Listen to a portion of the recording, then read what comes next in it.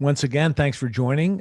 Feel free to turn your camera on. We just love seeing everybody. It makes us feel like we're in person, although we aren't. And also, we feel that seeing each other, especially if we're in a deep conversation, can help with the communication skills. But no problem at all if you don't come on camera. That's perfectly fine. You'll have to bear with us. You get to see us the entire time. So let's go ahead and get started then. I'm Bob Perkins with the AA-ISP. I'm sure most of you know who the AA-ISP is, but if not, we're a global member-based association, and our mission has been for the last 12 years to help advance the profession of sales, specifically the profession of inside sales. AA-ISP. ISP stands for Inside Sales Professionals.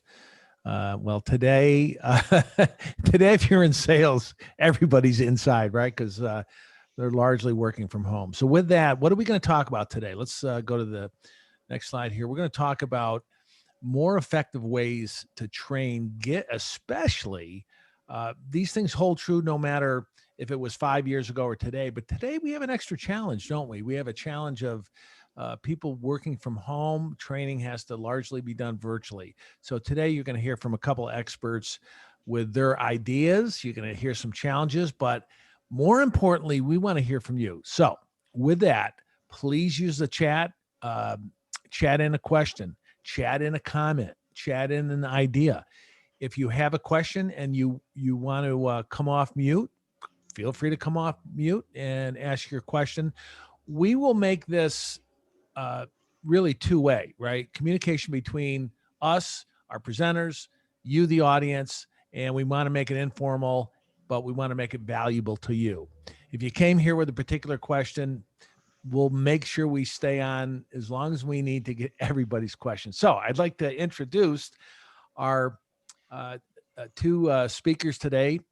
Dario Priolo, who's the Chief Marketing Officer with Sciolytix. Welcome, Dario. Hi, Bob. Hi, everybody. And David Solot, Dr. David Solot, who's the Chief Science Officer as well. Welcome, David. Hi, Bob. Thanks for having us here. Sciolytix is a great partner with the AA-ISP. We've appreciated their support, and also they bring a pretty cool and unique solution. I know they won't talk about it much, but maybe at the end I'll ask them to share some of the things that their simulations can solve too. With that, I'd like the two of you maybe to take a minute to introduce yourself, a little bit about your background. Dario? Sure, Bob. So I've actually been in the sales performance and human capital industry now for well over 20 years. It's incredible looking back at how quickly things have changed. But I have the dubious distinction of having been either the head of marketing or marketing and product development for Miller, Hyman, Richardson, and Sales Performance International. So really the three largest companies in the space, whatever I've played a major part in at some point in my career. And I've also, when I haven't been a CMO, I've been a consultant to those companies. So, I've literally consulted to probably 50 or 60 similar type of companies in the space. So certainly have seen a lot, have lived through a lot, and very excited where I am now. And it's great to have people like David as my colleague. David? Oh, thank you very much, Dario. And I think between the two of us, close to, half a century now of experience, because I'm an IO psychologist, and I've been in the assessment and learning industry now for a little over 20 years. I spent a lot of my career with a company called Caliper, doing assessment of salespeople, leaders, customer service people, helping to figure out what's the right job fit for them and how you develop those people once they're in their role. Did some consulting as well, and very excited now to be talking with you guys about this, because I've kind of always tried to focus on how do we bring the lessons of psychology to business and generate some practical business results from what we've learned, the cutting edge research in psychology. So very excited to be talking about that with you here today, Dario. Cool. So let's get into it here. I know, Bob, we wanted to do a poll first just to get a sense of kind of the audience's perspective. Yeah, here's 4 choices. If you could pick the one which is closest to the reason you came here. Some of you are struggling with how to train when everybody's working from home. Maybe you're looking for a new solution. Maybe you don't have training, or you don't have good training, and you're looking for something different. Maybe you're struggling with meeting your sales goals or your team's sales goals, and you feel you need something that's going to help them be more productive or handle objections better, which gets them to more sales or more meetings. Or maybe you're having some trouble with new hires and onboarding them. Yeah, did we have a comment? Okay. If you're not speaking, please do mute because we get a little bit of background noise. So I think that's enough. That's enough time there. And Jen, if you think we got a good selection, let's go ahead and do the results. Okay, the clear winner, which I wasn't sure that was going to be number one when I picked mine. But number one is really this whole work from home virtual situation. And next, it looks like a tie between looking for new solutions and onboarding. And I guess everybody's hitting their sales goals. You must be the best of the best out there, because I thought that was going to come out as number one. So really good. Thanks so much for doing that. Dario, back to you. Yeah, no, that's really helpful. And of course, everyone's dealing, as Bob said, with selling from home or selling remotely. And a lot of people have had to change the way that they did things for a long time. But let's just take a step back here and look. I did a little bit of research on the history of sales training, and it's pretty fascinating, looking back at things. So kind of back, to 1920. So literally 100 years ago is when the first sort of major corporate sales training program, that's known of anyway, was rolled out. It was National Cash Register. So back then it would have, kind of been pre-depression, but certainly the cash register was invented. I mean, it was an important instrument, right, for business. And they had to get these things out into the marketplace really quickly, and they developed an approach for doing that. Then, 1936, right, Dale Carnegie, How to Win Friends and Influence People. That was a sales book, but it turned into a whole bunch of other, sort of related content around personal and professional development and leadership, and, whenever you had to influence people. That was, again, just kind of, groundbreaking, right, in terms of something that was focused on business and relationships becoming such a popular concept in society. Then heading into the 50s, you had the ADA model, so awareness, interest, desire, action. Then you get into, about a 20-year lull, and then you had a company called Xerox. So, Xerox was really a pioneer in sales. I mean, anyone that went through a Xerox training program eventually probably made their way into the sales training industry, but they did such an amazing job of, I think, codifying professional selling. They were just a sales machine back in the day. And it's just interesting to see, what that spawned off. They're sort of like either the Nick Saban or the Andy Reid, right? You look at the coaching trees and how they've spawned off all these, people now that are incredibly successful. Well, that was Xerox back in the day.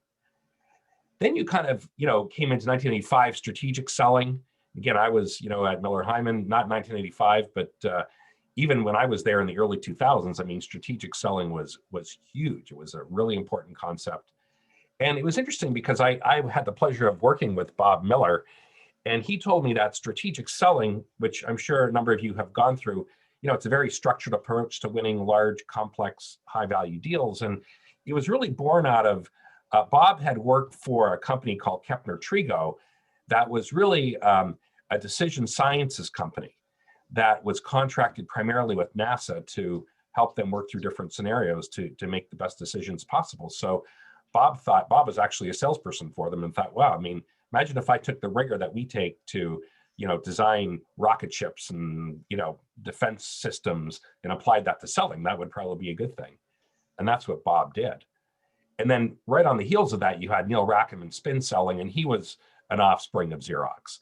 But Neil did just this incredible research, right? He followed hundreds and thousands of salespeople and documented their approach and really kind of looked at top performers. I think that's really what made him special. He looked at top performers and how they did things, and he came up with a very elegant model, SPIN, situation, problem, implication, need. And it's funny, as a marketer, I use SPIN. I think it's such a brilliant framework. It's so simple to use, and it's so helpful that, it's no wonder it was successful. It took something really complicated and kind of simplified it, right? So most people could execute it. Then we get into 1993, customer-centric selling. That's sort of like the solution selling era. That was, again, kind of made popular by Sales Performance International. They were actually a reseller of customer-centric selling, and they were so successful they bought the company. there's a backstory to it, but we'll save that for another time. And then things were sort of, in steady state up until 2011, when the Challenger came out, and the Challenger just completely rocked the industry. But again, the Challenger was based on research, and I think it was just very timely in that if you think about what happened between 2000 and 2011, it was sort of like the explosion of the internet. And it's all about the buyer and the buyer's journey, right? And the things buyers do in order to prepare. And then based on that, what you as a salesperson need to do to be more successful. Bob, you want to chime in here? You look like you're... Yeah, Dario, I have a question, and I wonder if the audience is thinking the same thing. Every one of these, and I've been through, not the NCR, I'm not that old, but I think a lot of us have read or been through some Dale Carnegie training, certainly spin selling, strategic selling. I got 2 of their books right on my bookcase here. A lot of these have great fundamental learnings on the science and the art of selling. But we're not getting it right yet. We just aren't. And we survey leaders every year, training development every year since we started the association. Training development is listed in the top 3 out of a list of about 20 challenges. It's always 1, 2, or 3. And what's missing? And maybe you're going to talk about that today. Yeah, I will. But, I want to just get David's input here too, because what's happened in the sales training industry, you can almost follow in parallel with the assessment industry, right, David? Yeah, and I think, Bob, you make a really good point there. And when you say that, we haven't really gotten it right, what's happened in the assessment industry and in sales training is that it's a moving target that we're trying to hit. Because as we try and get better and better and develop models that work more effectively, just like with assessment, trying to come up with tests that measure people more effectively, the culture keeps changing. Buyer behavior keeps changing. Buyer expectations keep changing. So as we're trying to figure out what's the right way to tailor the approach, do we go at it from a logical perspective? Do we challenge assumptions? Do we try to maintain a relationship as the primary way of selling? The culture adapts to what we have exposed them to. Buyers learn. The more they see us using our sales approach, the more they come to expect it, and the more they are looking for us to approach them differently. A lot of things like Challenger came up with because of the assumption that buyers already know a lot about your product. They've gone and they've done their research. They feel that they don't need to learn a lot from you. Well, that's an evolution from the days when salespeople had to provide more information. Buyers learned, well, I can just go get a lot of that information on my own. So it is kind of a difficult dance we do here. Every time we come up with a new methodology of sales training or a new assessment to measure sales capabilities, people adapt to it, and we have to keep adapting our methodology in order to addressing the buyers where they currently are. Wow. Especially today, I say the buyer has been Amazonized. It's a term, Amazon, right. Amazonized in that click, point, review, buy, right? And that bleeds over into what used to be the complex sale, right? Yep. As Miller Hyman calls it. And I'm curious too, let's get the chat going here.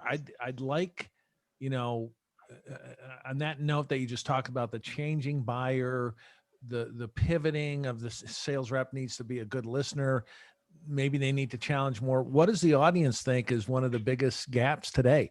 What's the missing link? So chat that in, and Dario, we'll get it back to you. You can keep going, but let's chat in what you think it is. Yeah, Bob. So Daryl Ellens posted a question here. Do you think customer service should start before or after they become a customer? Well, I have a very strong point of view on that. I think the customer experience now is everything. And again, like from the minute they hit your website or even before that, when they're interacting maybe with your content, with your marketing, with your brand, right? I mean, you have to treat them like a customer with respect. You have to, again, it's all about the experience. David, do you have a point of view on that? Absolutely. I mean, especially when you're trying to differentiate, as Bob was saying before, everyone has been Amazonized. And I remember when Best Buy, they were lamenting that they've become a showroom for Amazon. You know, go in, touch it, play with it there, and then go home and order it from Amazon because it's cheaper there. We've all done it at one time or another.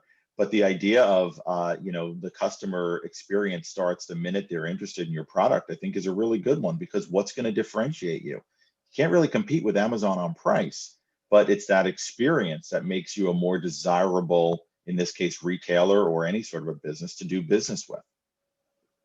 So let's kind of roll. Let's roll to the next slide here. So again, I've been at this for a long time, and there's a lot of industry data out there.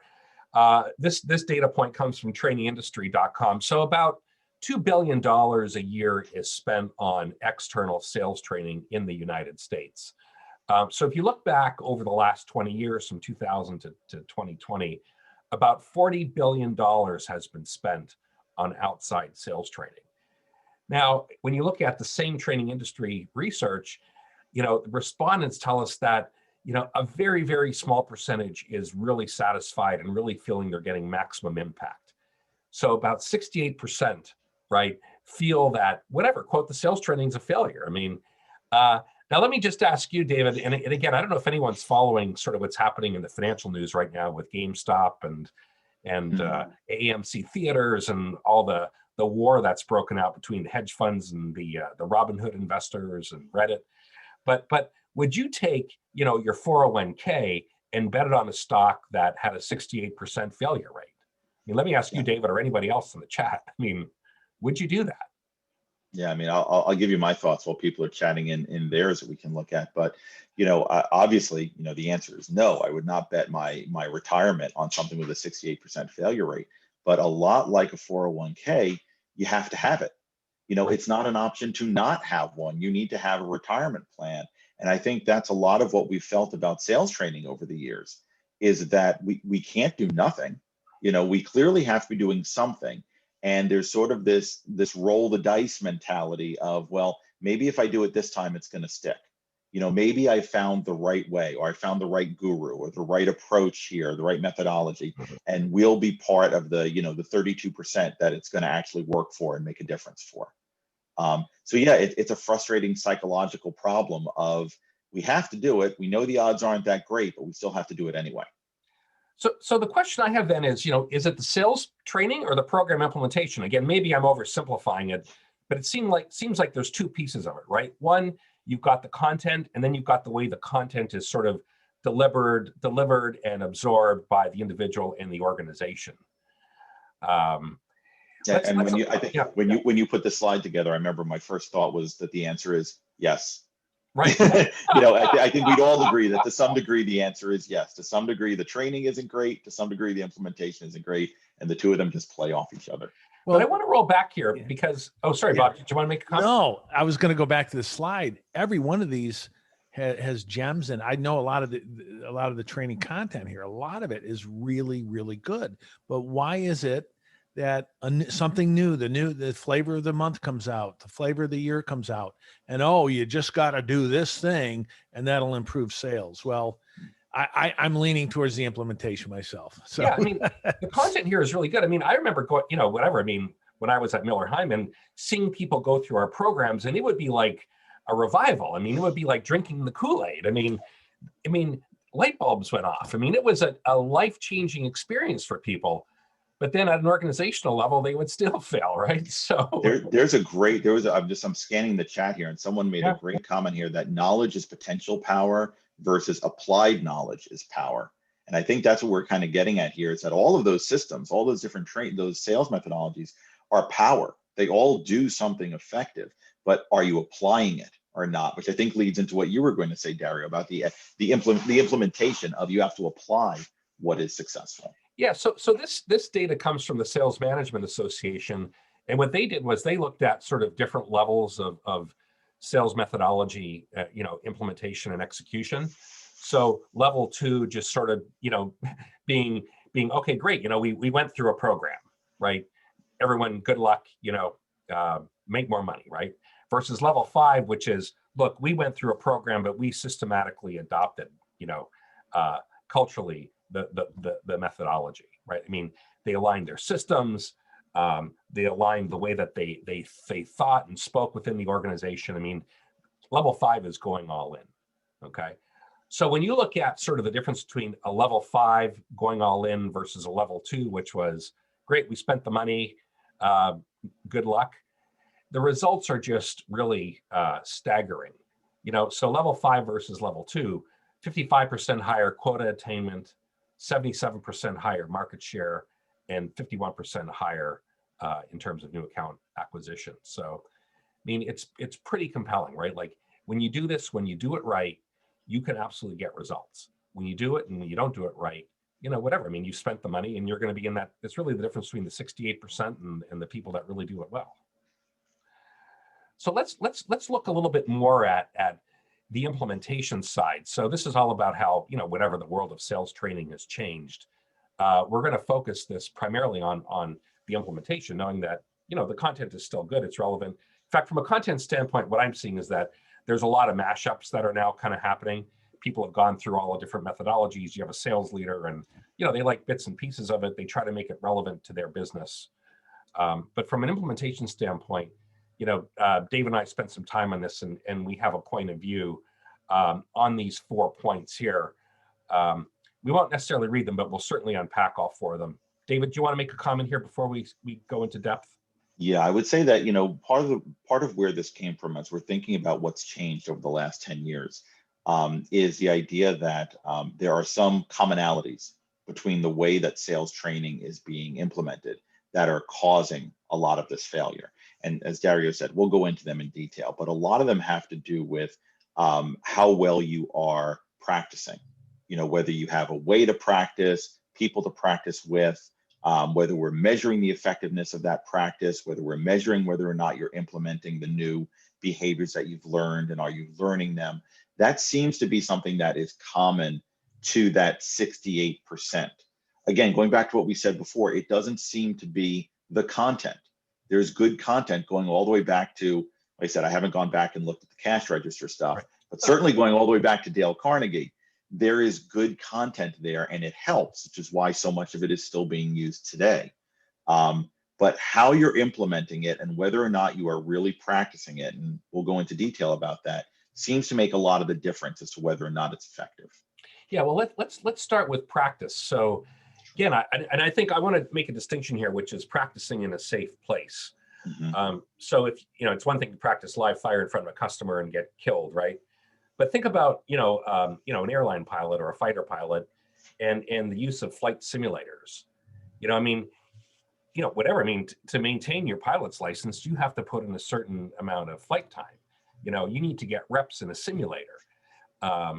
You need to, when you're in the simulator, what's beautiful about it is that you can experiment, right? You can encounter, maybe a wind shear at landing, or, you can push the limits.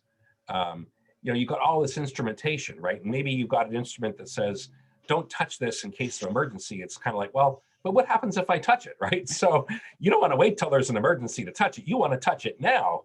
David, do you want to elaborate on this one? I think it's a great point, Dario. And I think one thing that we've gotten confused about over the years that's come out fairly recently is that practicing with your manager is not necessarily a safe place.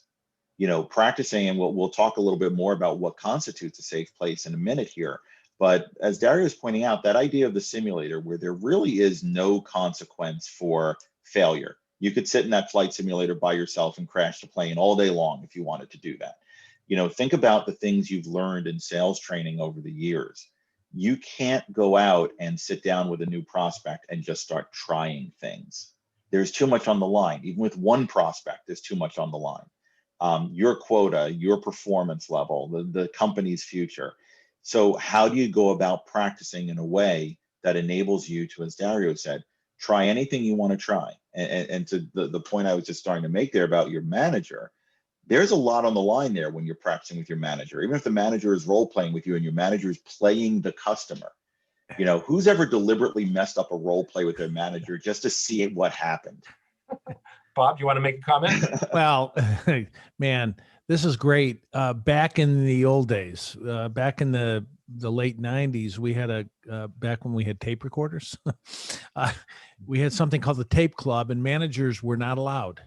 It was just reps. I'd like to ask the audience a question. Can you chat in on this one? This is a great one. Chat in yes or no, or comment. Do you have, if you're a leader, do you provide a safe place? Or if you're a rep, do you have a safe place like this that you can practice without being judged, right? Chat in yes or no. Let's hear from the audience on this one, because I think this is something I forgot, until I saw it, and I think it's critical. Not yet. Thanks, Chris. Yes for both. I like the not yet, meaning he's going to implement. That's great. Yes. Yes, but need more peer-to-peer practice. Great comments. Thank you. There's a really interesting comment here too, Bob, about just, the challenge is that managers aren't trained to coach, and you're absolutely right. In fact, managers, again, like they've got a lot on their plate. So, I don't want to, with all due respect, they're not experts in necessarily the latest and greatest things either. They're experts in what has traditionally worked, but the world is changing very, very quickly, and to layer another thing on top of them, and then where they're not even necessarily an expert, and expect them to be an expert and to provide great feedback is a challenge, right? And I would add one more thing to that. I said there's a comment there that we need more peer-to-peer practice from Ryan Durst, and I think peer-to-peer does eliminate a lot of that power dynamic that you get with a manager. The challenge with peer-to-peer that we found is staying present and staying in the moment, because I think we've all gone to seminars where we've done role plays, and the table role plays for about 5 minutes, and then we start talking about where are we going to lunch, how's your hotel room, where are you guys staying, what do you want to do after this? So keeping people focused on the role play can be difficult when you're in a peer group. So the way that we've addressed, again, some of these challenges, we've created, again, really a flight simulator for salespeople. So we believe that, again, simulations are an excellent sort of vehicle for practicing in a safe place, getting in the reps, going in and potentially, trying to break the simulation, right? What happens if I go down this path? Well, I'm getting prompted sort of by the way I'm reading the customer. They're kind of pulling me down this path. Do I try to close them right now, or or whatever? Do I continue to maybe ask them, questions about their golf game, based on that, what's the right approach, and what's their reaction going to be, and that is extremely helpful. It's extremely valuable for, again, just putting in the reps, getting a sense of, what the best path, how to develop the judgment really, in order to use your time with the customer most effectively. And even being able to say, with something like a simulated environment, being able to know that I can hit the reset button at any time, and I can come back tomorrow and role play with this in the same simulated environment. And just like a flight simulator, everything has been reset. The plane is not going to be dinged up from where I crashed it yesterday. The sim doesn't remember me from yesterday. So I'm really free to explore my own behavior, my own selling behavior without consequence, and learn what works and what doesn't. I got to relate this to golf. And I'm a golf nut. I take lots of online lessons. I have a coach here at the club, and the best practice is when I'm alone and I put in the reps. Now my coach will see me come over. Hey, let me take a look at that. And lo and behold, I toe one or I shank one, because he's watching. Yeah, hold that thought, Bob. We're gonna go there in a little bit using the golf analogy. So because it's great. I mean, what's happened in the world of golf and how it applies. But let's roll on here. So for the next one here, again, we had all sorts of discussions about coaching, but think about what's happened now. Like this what you're seeing here on the right is called the mirror, and really what it is, it's a personal trainer that's built into your whatever. I mean, you're right in your living room, right? I think it's brilliant. And that virtual coach, right, in there gives you immediate feedback. It gives you consistent feedback, right? That's the thing. I mean, if you ask a busy sales manager to provide coaching to 5 different people, it's not going to be consistent. You know, a lot of it's going to depend on, oh my God, I'm having a bad day, or I just got off a tough call, or David, you want to? Yeah, I mean that's a big point of what we found when it comes to now shifting to this idea of coaching is, you said it here when you said scarce expertise. It's scarce in terms of time. How often is your manager truly available to coach you? Or if you bring in a guru to do the training, how often is that person going to be available? A lot of times this, in-person learning, they schedule a follow-up session, or there are 2 follow-up sessions, or you can, call for a few weeks afterwards. But what's made that mirror so popular is that whole idea of the coach is there. The coach is there 24 hours a day. If you want to work out at 2 a.m, you can work out at 2 a.m, and the coach is just as fresh as if she'd just woken up and had a cup of coffee in the morning. Right. And the feedback is immediate. So if you do something, and Bob, you were talking about, the golf pro coming over to look at your swing, if your AI coach notices something, they can comment right away. So you're not grooving a bad behavior. They can say, let's try this a little bit differently just now. And you don't waste time going down a path that's not going to work for you. They steer you right back right away. Yeah, and that's where we really focused a lot of our innovation. It's trying to build in that virtual coach, right? So as to David's point, as you're working through the simulations, it's the software that's, again, it's noticing all of the different behaviors, and we'll talk about how things are scored in a second here, but it's observing what you're actually doing, right? And based on that, giving you consistent guidance to either, whatever, redirect you or correct you or keep you on the right path. And again, to David's point, we wanted to remove sort of the bias, right, that you may get with whatever role playing with your manager. And it's like, oh my God, that's the last thing I want to do. David, do you want to elaborate a little bit on this? Yeah, I think you've hit on it pretty well there. It's this idea of the consistent guidance that's available whenever you need it. And a lot of learning research, and I'll go into the psychology of it when we get a little further in here, but a lot of learning research has shown that you wind up accelerating your learning curve, which is important for all of us because we want to see change, and we want to see change happen quickly when we're trying to change our sales behaviors. So by getting immediate feedback, for example, in this form with a virtual coach, you don't spend a lot of time flailing around before you're able to zero in on what's the approach that works for me. And the nice thing about it is it works with any kind of methodology that we've looked at. The more coaching you get, the more immediate that coaching is, the faster you're able to adapt your behaviors to new situations. Yeah, I want to talk about the third bullet point too, which is the kind of infinitely scalable. And again, what has typically happened in sales training is that, maybe it's whether it's a live instructor-led session and you kind of have your little role play breakouts. If in a 1 or 2 day session, you may have a grand total of, 20 or 30 minutes of actual role playing. Right. You always have to sort of, well, we're going to watch Joe do it now, and then we're going to watch, Mary do it. And so there's a lot of kind of sitting around. You're not actually doing it, you're observing. Now there's value in observing and seeing how people make mistakes and that, but there's the most value in actually doing. So what we really want to do is make it available to as many people as possible who need it. Yeah, both in the situation of the actual role playing and across an enterprise. So not only can you be in a situation like you just talked about, Dario, where we're in a group of 10 people and only one person's role playing at a time, and that's great, but also across the entire enterprise. I can't clone my sales guru. I can't have him present in multiple locations across the country or with multiple teams at the same time whenever they are available. I have to pull all my salespeople out of the field to have them meet with the guru when that person is available.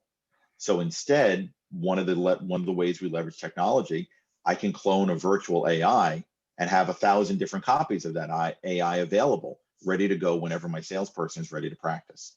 Yep. So this one here is going to get Bob excited. Gets me excited too. So I actually started, using a simulator for practicing golf, and a simulator club opened near where I live. And the cool thing about it is that, for one set price a month, it's open 24/7. It's kind of like a 24-hour fitness kind of place. You can go there at any hour, but from 8 to 6 or 7, there is a pro that is, you know, on site, and you can book time with them off hours too, if you can imagine, if you can work it. But basically what the membership includes is, you know, the simulator time and unlimited lessons. So, and again, no one's going to be sort of a hog and book the guy up. He's not going to allow that. But you know, like I found like getting one solid lesson a week and then having, you know, whatever, 4 or 5 practice sessions. And then the other cool thing is that, you know, if one of the pros is on site, you can say, hey, look, you know, here's what I'm working on. You know, here's the problem I'm continually having. Well, they can now look at all the data, right? Like there's so much data now that you get when you hit a golf ball, and all of this stuff actually matters. You know, like the spin rate and the launch angle, you know, your path and your face. I mean, all that stuff matters. And when you know it and you see it, you can improve. I mean, Bob, anything you want to talk about here related to you know, experience? Well, some of us are good enough they don't need to practice. But, right. you know, yeah. What I do like about the analogy here is the feedback. I mean, if your path is outside in, you will slice the ball or you'll you know, pull it left. Yeah. And the simulator gives you that feedback, which you otherwise might not know. It's sort of like back in the day when I coached a lot of reps, I would count some of their filler words. I go, you know, you're saying, you know, I counted 20 times. They never knew it. It's like I'm swinging, but I didn't know my club was, you know, casting coming outside in. I didn't realize it. I've done it for years. Right. But the data tells you, boom, The data right? tells you. Yeah. And learning in general, to pull psychology into that, learning is a process of pruning all the different neuron connections in your brain until you find the pathway that works the best. Until, Bob, you find the pathway that grooves your golf swing the way you want to have it. So if you think about how every time you learn something new about what you're doing right or not doing right, your brain is refining that pathway and saying, okay, don't have my hands like this, have my hands like that. Don't have my hips like this, have my hips like that. The more we can give you this specific feedback, the faster you can prune those pathways and the more efficiently you can get to your swing. If you have a day where you're out there swinging at the driving range and you're leaving your hips open the entire time, or you're not closing the club face, you've just spent a lot of time teaching your brain, this is the swing I want to groove. And now the next day you got to come out there and you have to ungroove it. Oh, so this immediate feedback from simulators or from pros is really critical to making your learning process efficient. It really is. I just a note out to the participants here, everyone. Thanks so much for staying with us. We promise we're going to save a little bit of time at the end. I'm sure you got some questions, right, that you'd like to ask. So hang with us. We'll wait to the end. We'll make sure we get your questions. And I think, you know, traditionally measuring measuring sales performance improvement has always been a challenge, right? I mean, you may do like kind of an immediate, you know, some kind of a survey afterwards, and tying it to actual performance improvement has been even more difficult. So David, do you want to elaborate on this a little bit? I know you've been. Yeah. This is another look. So looking at the things we've learned over the past 10 years, again, one of the things we've learned is that as you look across all the different sales training and sales methodologies that are out there, a lot of times the way we know if it works is what we call smile sheet ROI, which means we hand out a survey at the end of the training and we ask you to rate how useful does this feel? Did you learn a lot? Do you think you're going to use it? And then you do that a few weeks later or a month later and ask people to rate it again. And you know, it's nice to know that people felt it was useful, but this level of detail, if you really want to be in that 32% that has sales training make a difference and not in the 68% for when it fails, to be able to measure specifically what behavior did you change? Did you change it in this environment? How much did you change it? That's really critical to understanding whether or not your sales training is making a difference, because it enables you as a person who's implementing it to go in and course correct as you need to, and to reinforce and make sure that it's not just another sales training that you know, everyone gets the book, they get the duffel bag, they get the little keychain, and then it goes in their drawer and they don't reference it again, and it just sits in the back of their drawer. This is the kind of thing that keeps it fresh and keeps it on top of mind, so that the learning curve doesn't, you know, go up in the training and then fall off as people stop using it when they get out of the training. Hey, David, let's talk a little bit about what we call deep scoring. So again, I think traditionally in sales training, I mean, you've certainly had your lagging indicators. You know, you can look 6 months after sales training and did revenue go up or down, or did you make your quota or not? But there are a lot of factors that, you know, contribute to those sort of outcomes, right? So the question is, you know, what we wanted to do was to really look at the behavioral level, right? And you know, so as you're working through the different simulations, and the simulations are all customer encounters, really. And what we're doing is we're scoring you like dozens and dozens of times as you work through, and that creates the actual score. David, do you want to add anything to that? Yeah, and I'd certainly like to hear from the group if people want to put this in chat also about the way you measure sales success. But that idea of deep scoring, if you think about what we do in the real world when we're selling, is whenever we're working on an opportunity, it really has only one of two outcomes. Either it closes or it doesn't. You know, those are really the big outcomes. Either we win or we lose. And a lot of times we're measured on that win or lose. And if we win, we're doing great. If we lose, we're doing badly. I'd certainly like to hear from folks, you know, if that's been your experience as well. But what Dario is referring to, I think you're referring to, Dario, is this idea of there's a lot more that goes into it.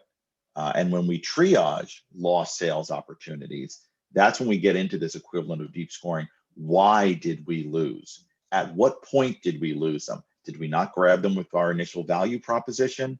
Did we not handle the objections properly? You know, did something else come in and compete for resources? What was the reason? So when you're dealing with sales training and trying to get the best out of your sales training, it's not enough to just say, you learned it, great job, or you need to practice more. We need to target that feedback into where do you need to practice? Is it you're not great at building a relationship? You know, is it I need more practice closing deals? I need more practice overcoming cold calling reluctance? What is a specific area to focus on so I can improve my behavior and get a better outcome? David, the question you asked people to chat in on, let's rephrase that, because I don't think we've gotten any chats, but we definitely want to hear from everyone. And what was the question more around, what pieces or parts of the selling process do you measure around being successful or not? Was that it, or something different?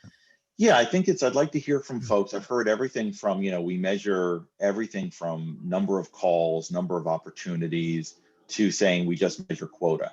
Gotcha. If anyone wanted to share their experience on what do you measure to know that salespeople are being successful? Is it just the end result?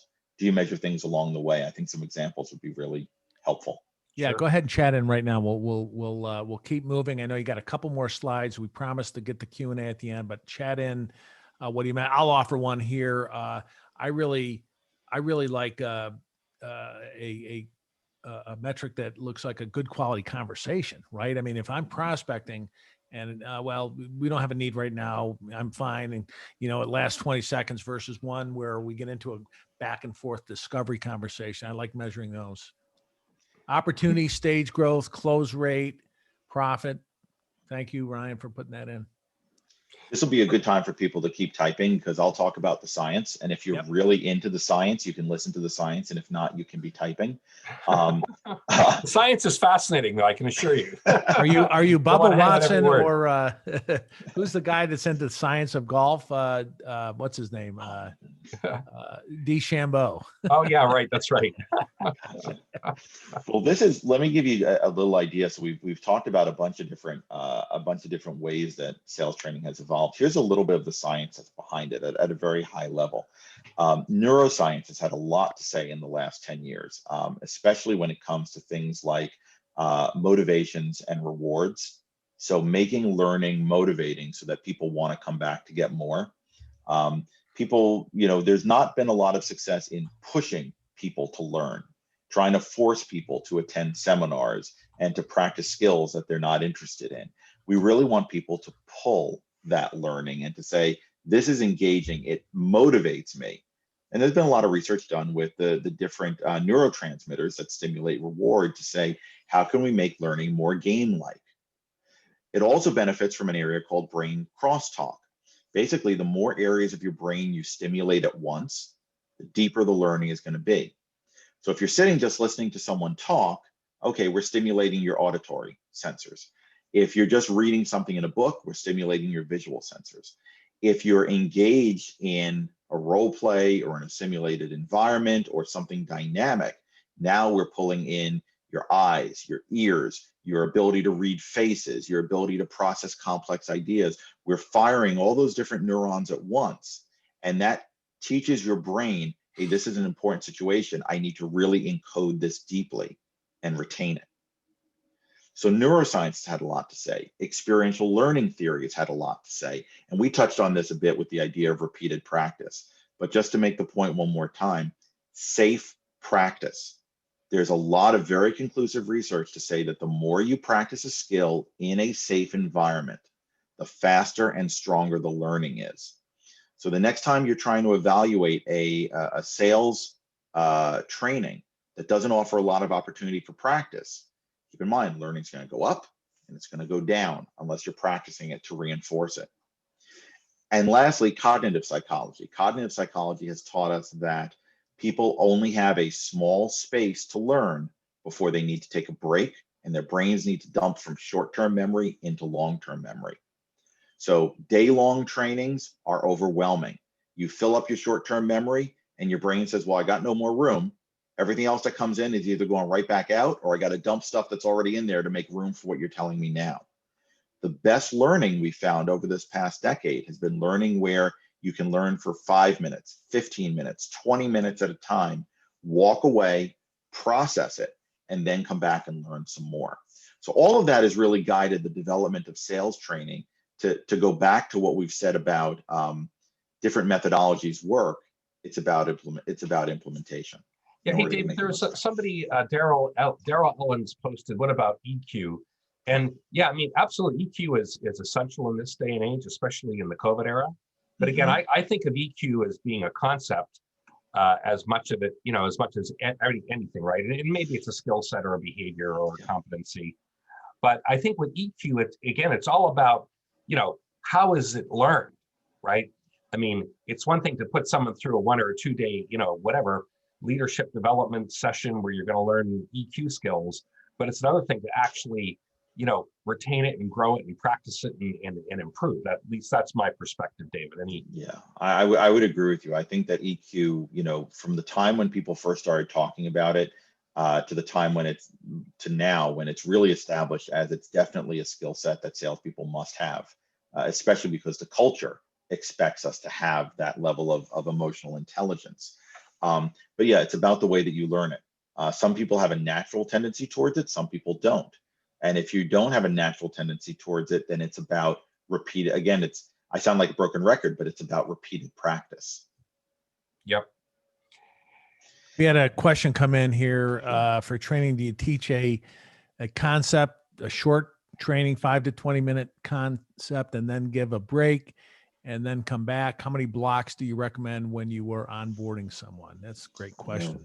Ryan, it is a great question. And I think to make it as simple as possible, I try not to keep trainings more than an hour or two at a time if I'm introducing a new concept. And I try to vary the format from if I'm doing the training from what I'm teaching to the group is practicing it. And then I'm teaching a little more. You may have heard the expression, if you've got a learning background, the difference between the sage on the stage and the guide on the side. And that has been a very big change over the last 10 years. We used to invest billions of dollars, literally, in the sages, the wise man, and it was always a wise man, the wise man who would stand up on stage and tell us what they know. And we would sit there and we would just absorb, and we were supposed to just drink it in. Now, training is more this idea of the guide on the side. Maybe teach a concept, tell people what it is, stay on the side and let them practice it. Let them learn from each other. Let them bounce back and forth and experiment with each other, 15 minutes, 20 minutes at a time. Then if they're ready, introduce a new concept and let people practice back and forth. So that's a big way that sales training has changed. We're not the wise men disseminating the information anymore. We are leading salespeople through a process of working with the information and making it their own. It's a great question to ask, Ryan. Thank you. David, I think that's a great segue to this. This is our last concept here, but really, changing behavior versus skill acquisition. Yeah, so we've got two pictures on here, and I would guess that everyone's going to gravitate towards at least one, if not both of them, depending on what you're interested in. The picture on the bottom is of when Captain Sully landed the plane on the Hudson, which we all remember happening, where he did not expect right after takeoff to lose both engines on a jumbo jet and have to suddenly find a way to put it down, and he managed to do so with no major injuries and no fatalities. And the one on the side is, of course, you've got a stormtrooper, as we all know, cannot aim and cannot shoot and cannot hit the target. They are terrible at it. The concept we're going at here is the idea of a low frequency, high criticality event. Sully never directly had that experience of having to land a plane on the Hudson before. And a stormtrooper might only get one chance to take a shot at somebody valuable like Luke Skywalker or Han Solo. Doesn't happen a lot in their career, one time, and that's all you get. So how do you get ready for that? How do you get ready to land a plane on the Hudson? Or, suddenly Luke Skywalker is in the base and you're the only one between him and where he's trying to get to. Well, you have to practice it. You need simulation. Sully spent hours and hours and hours in simulators and flying planes under different conditions so that when this situation came up, he knew immediately what to do. It was muscle memory. He evaluated dozens of different variables. He looked around, he assessed the situation, and he didn't have to think, how do I handle this? It was instinct. Same thing with stormtroopers. We all joke that the stormtroopers can't aim, but I'm willing to bet that if they had a simulator where they were able to practice against heroes who jump around and dodge and move in different directions and use the force, they would be much better at their jobs, because when they got that one shot to make the shot that counts, they'd be ready for it. So the takeaway from this is that you have to practice for these high criticality events. And I'll pull it into a sales situation here. There may be, at one sales conversation that you're in, a critical turning point. Say the right thing and you're moving on to the next step in the sales process. Say the wrong thing, you're not moving forward at all. You may not encounter that situation much, but when you do, you have to not be surprised by it. You have to instead say, I know what to do in a situation like this, and I'm going to respond the way that I've practiced. And that's how some of the best salespeople navigate very difficult sales calls, is because they may not have seen something before, but very little can take them off guard because they have confidence in their abilities, because they have practiced and they know what to do. David, I think there's a great parallel with the EQ point that someone made earlier as well. I mean, think about a manager or a leader or even, a salesperson that has to have a difficult conversation with a coworker, an employee, a customer, right? Again, you may not have those conversations every day. You may have to fire somebody. You may have to address a very, very touchy situation, that I didn't want to think about. But you just don't have those conversations every day, and if you don't have the ability to practice, what happens is that, I remember the first time I unfortunately had to fire somebody. I mean, I had cotton in my throat. I mean, it was like the worst experience of my life. It was terrible to begin with, but the fact that, I never done it before, I never practiced, made it all the more worse, right? I remember, to tell my story, I remember the first time I went in when I was a salesperson, went into a client with my sales manager, and we felt great about ourselves. We were so confident in ourselves.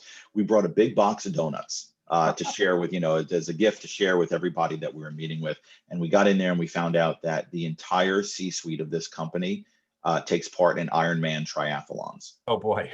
And we're not very fit people ourselves. So here we are walking in with a box of donuts to a room full of people that have all pictures of them completing Ironman triathlons on the wall. And the same feeling, Dario, the same lump in my throat of, I've just messed something up. I've messed something up big time. What do I do? I didn't have that level of confidence saying, okay, I messed up, take it in stride and I can move on. Yeah.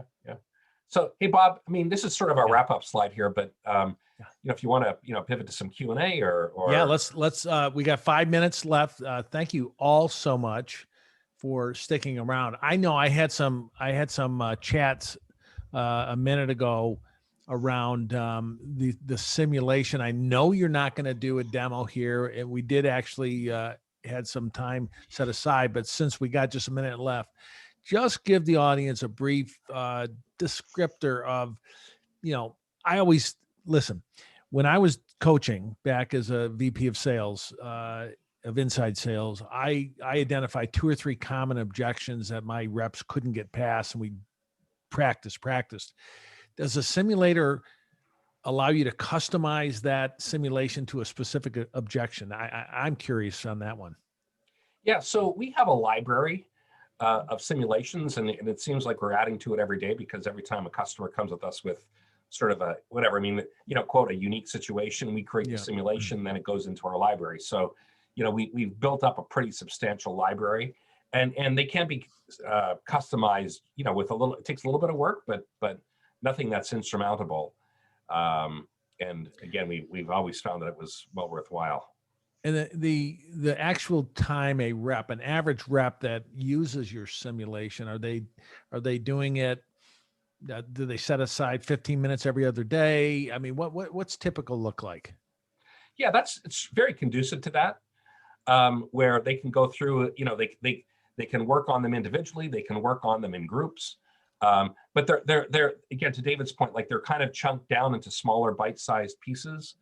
And when they have that time, they can go through, and they're not going to make it through on the first step.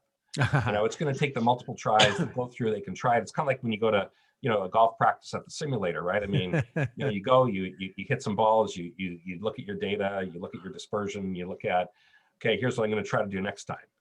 Then maybe you step away and work on something else, come back to it.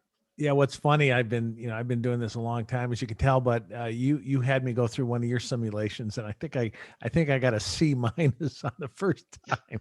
Yeah, so, right. I know, it's humbling. It's humbling. All right. So with a couple minutes left, let's just wrap here. Let's open it up. Type in a question you might have. And I'm going to ask a specific question, and then I'll talk about the virtual retreat here. But the specific question out to the audience is this: if you were interested in seeing the simulation in action, or you want to reach out and chat with either David or Dario, chat in right now your name or email, or just indicate in chat you'd like to learn a little bit more about Sciolytix and how the simulations really work in a training environment. Go ahead and thanks. Thanks. I see a couple coming in here, so we'll get that chat log back to you at Sciolytix. And then one slide back, if you would. I know there's a lot of directors, managers, VPs. If you're a sales leader, some of you may have gone to an actual in-person retreat. And if you did, you'll agree with me. You just loved it. We're taking our in-person retreat and we're making it virtual February 24th, 25th. Get out to the AA-ISP website. Come on out if you're a leader. And you will just love being around other leaders and sharing ideas and best practices. So thanks for chatting in.